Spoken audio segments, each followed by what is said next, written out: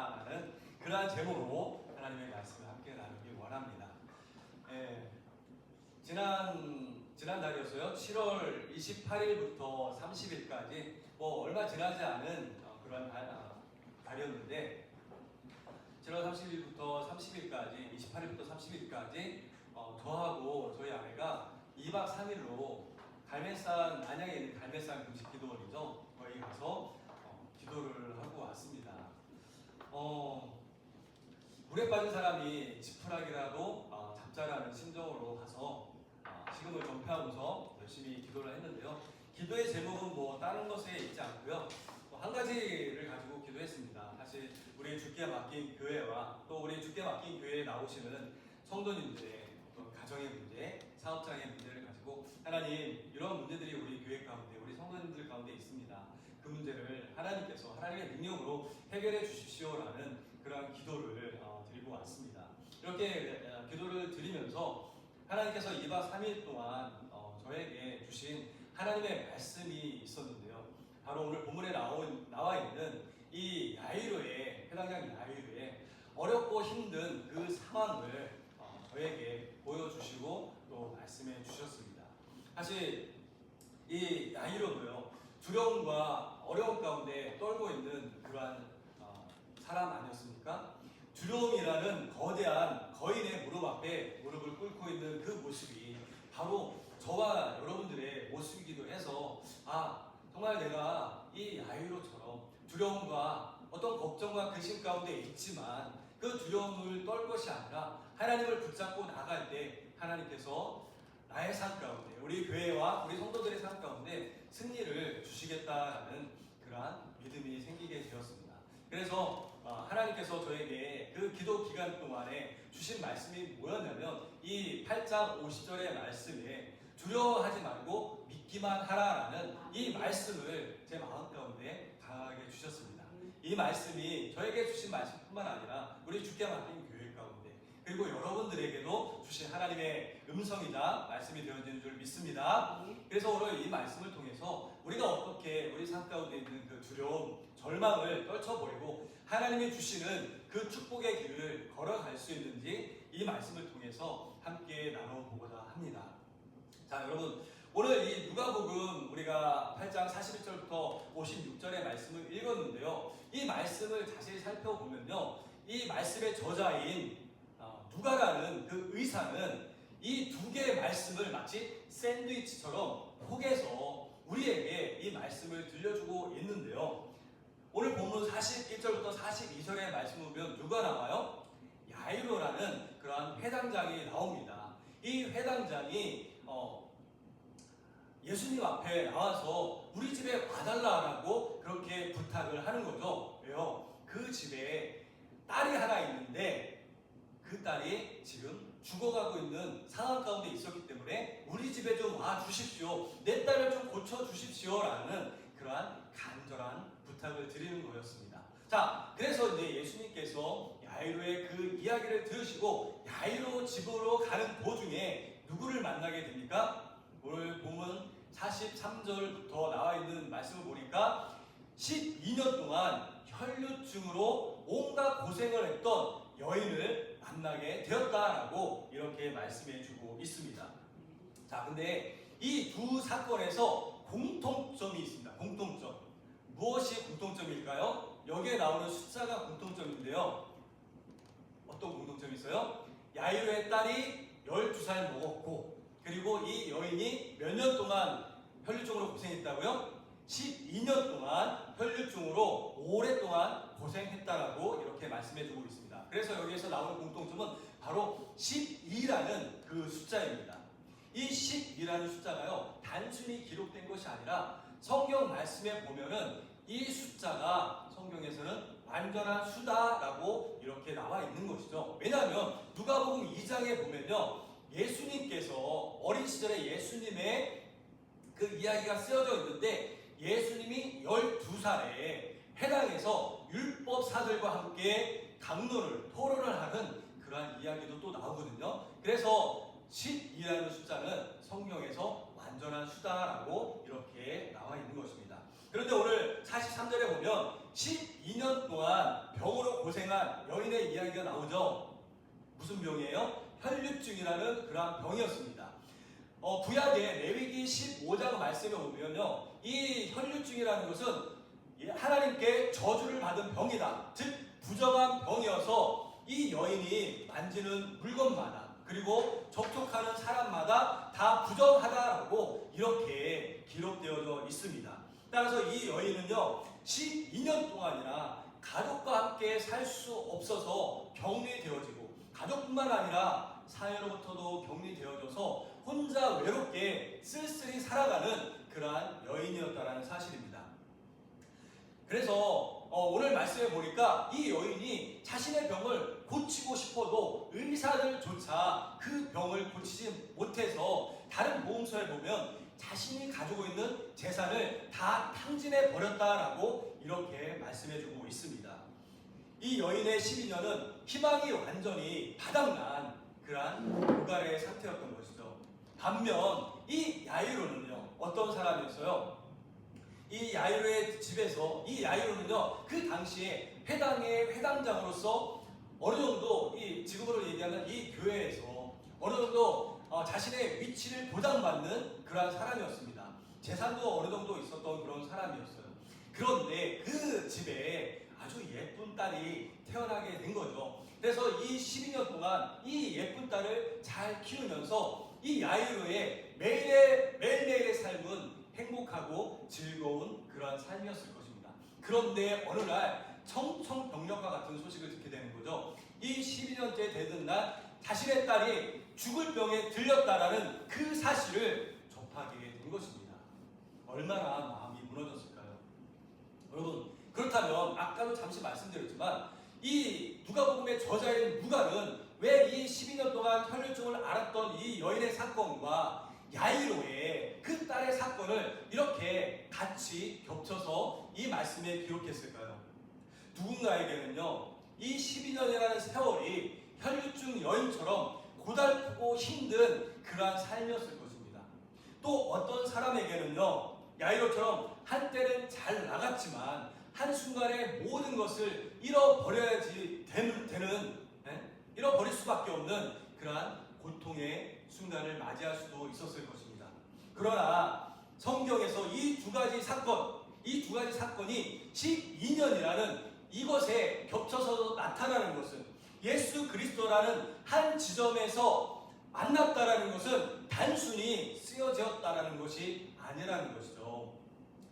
12년 동안 혈류증을 앓았던 여인이 예수님을 만난 그 순간, 길고 길었던 자신의 고통이 끝나는 그 순간 아니었겠습니까? 그리고 해당장 야이로의 12년 내 딸로부터 12년 동안 얻었던 그 행복의 상실이 어떻게 해요? 예수님을 만난 그 순간에 다시금 회복되어지는 그러한 놀라운 기사가 바로 이 말씀에 기록되어져 있는 것이죠.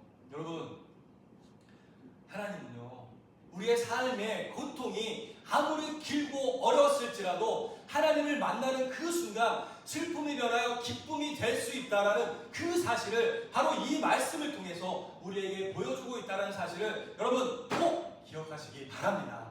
하나님을 만나고 그분을 내 마음 가운데 모셔드리는 그 순간, 하나님의 음성이 나에게 들려지고 그분의 손길이 나에게 닿는 그 순간 우리의 슬픔이 변하여서 기쁨이 되어지고 우리의 고통이 즐거움으로 변할 수 있다라는, 하나님께 찬양을 올려드리는 그 삶으로 변화될 수 있다는 것을 여러분 이 말씀을 통해서 기억하며 나갈 수 있는 저와 여러분들이 되어주시길 바라요.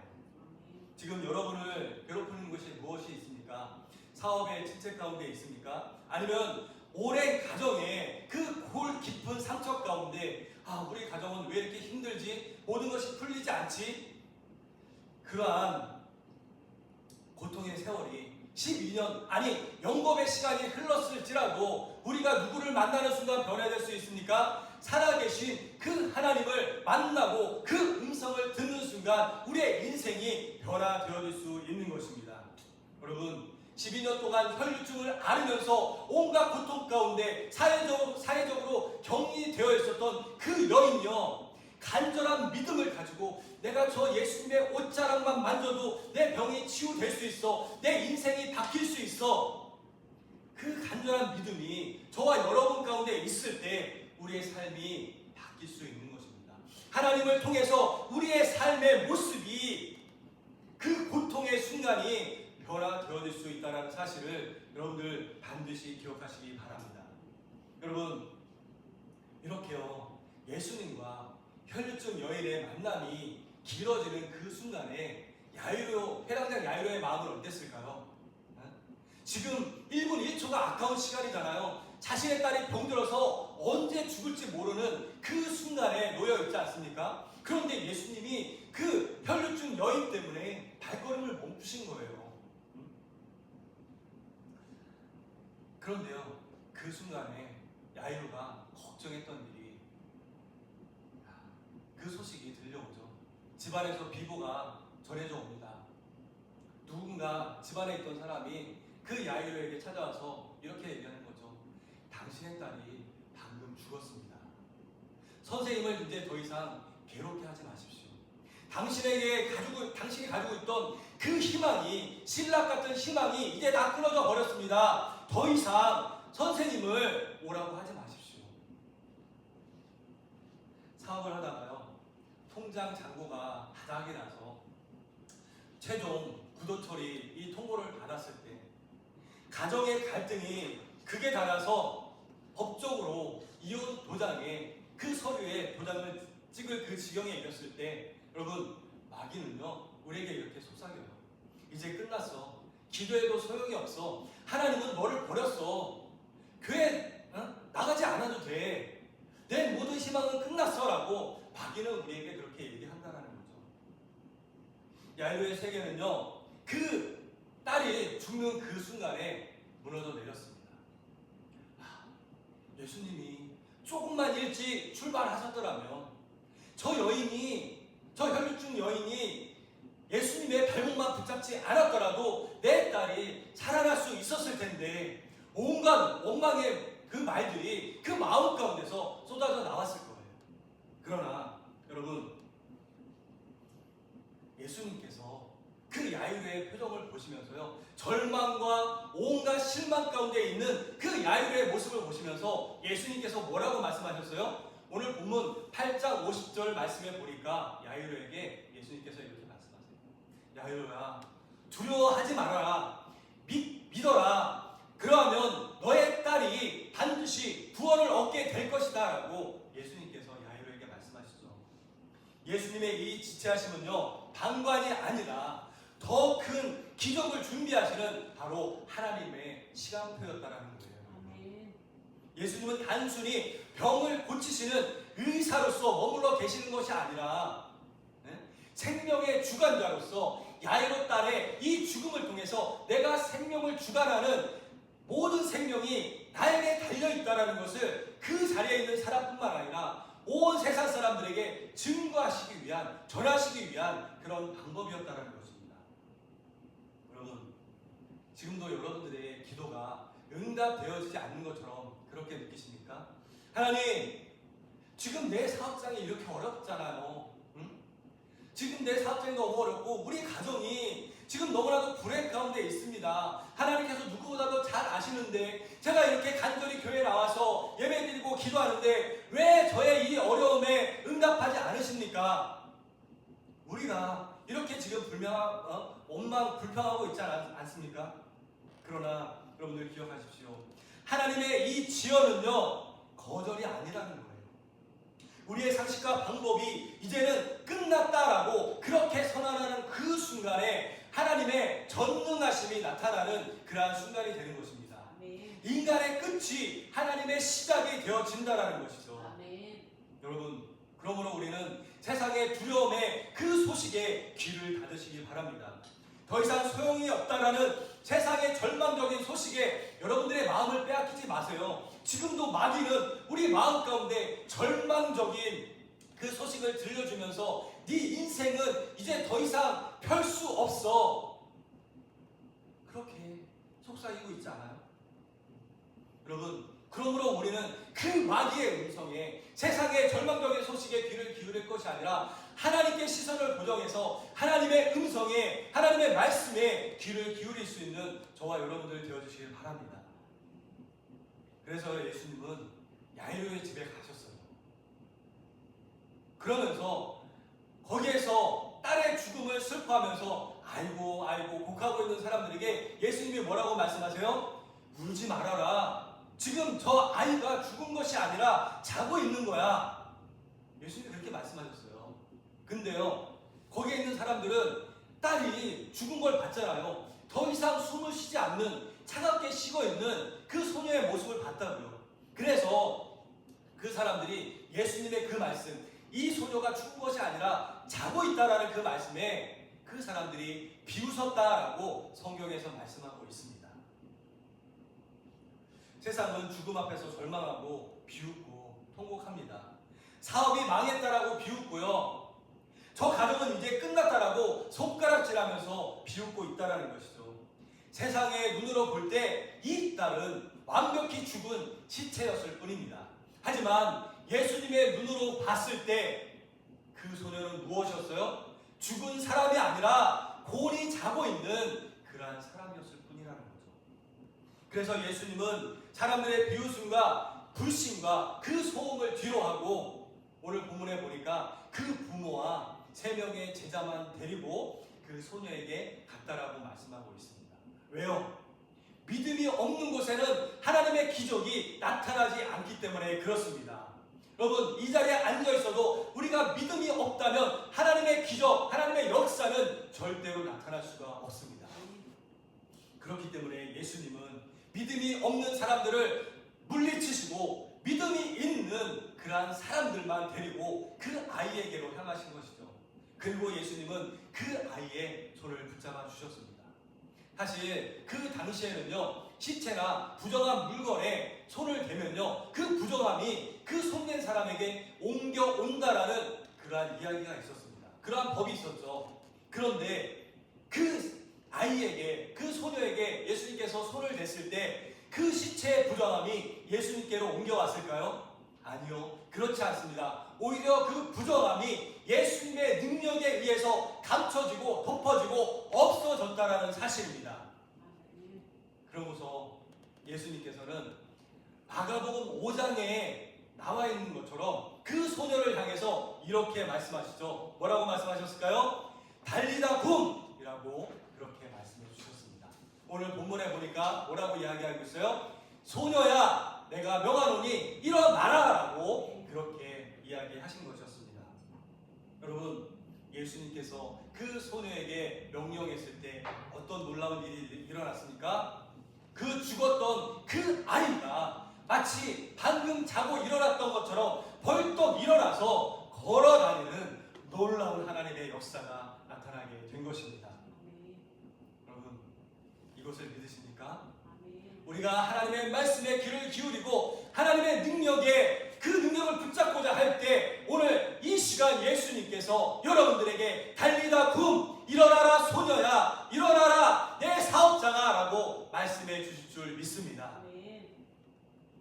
여러분, 그 소녀가 죽었던 그 소녀의 영이 돌아와서 그 소녀가 걸어다님으로 인해서 예수님께서 그 아이에게 먹을 것을 주라라고 말씀하셨어요. 왜요? 살아난 것을 많은 사람들에게 증명하시고자 그렇게 말씀하신 거죠. 여러분, 이것이 바로 우리가 믿는 예수 그리스도의 능력이 되어지는 줄 믿습니다. 우리가 예수님을 만지면요, 죽은 것이 살아나고 예수님이 말씀하시면 무너진 사업장이 일어나는 기적이 나타나게 되는 줄 믿습니다. 예수님께서 우리의 가정 가운데 찾아오시면 불안과 여러 가지 힘든 가운데 있었던 우리의 가정에 찬송이 넘치고 기도가 넘치는 그러한 가정이 되어질 줄 믿습니다.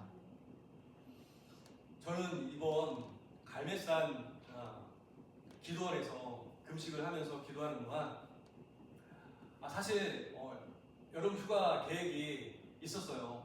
그런데 지금 휴가를 가서 재밌게 놀 시간이 아니라 정말 하나님 앞에 기도해야 되는 그러한 시간이 맞구나라는 생각 때문에 모든 것을 접어두고 가서 기도했을 때 하나님이 저에게 주신 그 마음이 바로 이런 마음이었습니다.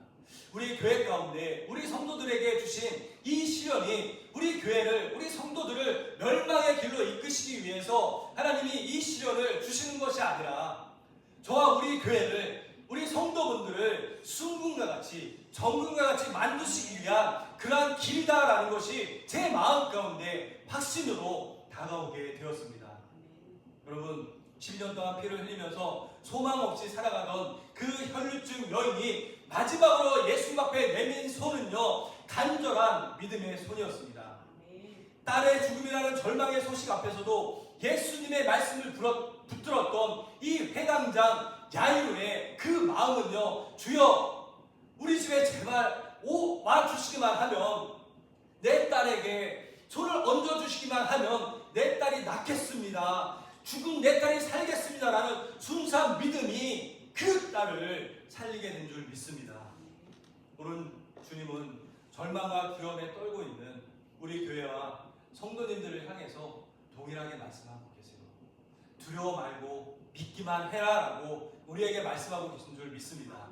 여러분, 두려움을 하나님 앞에 맡기시기 바랍니다.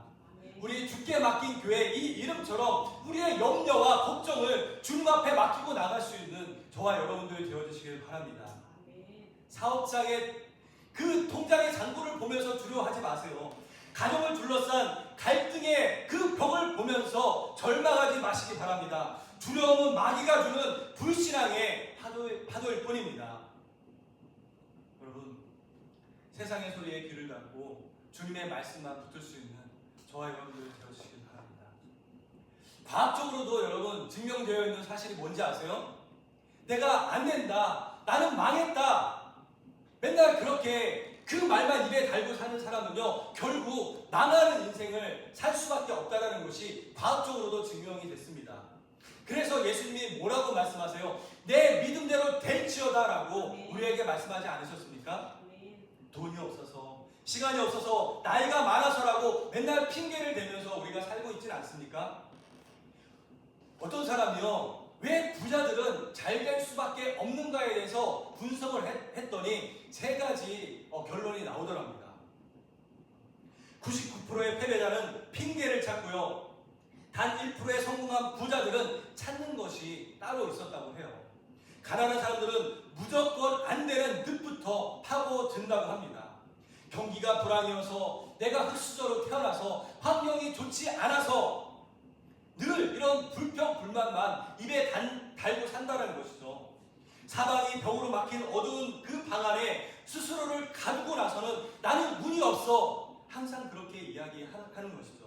그러나 진짜 성공한 1%의 부자들은요, 어떤 절망의 벽에 둘러싸여 있더라도 그 벽에서 신락 같은 그 틈을 찾아서 그 틈새를 벗어나기 위해서 노력한다는 것이죠.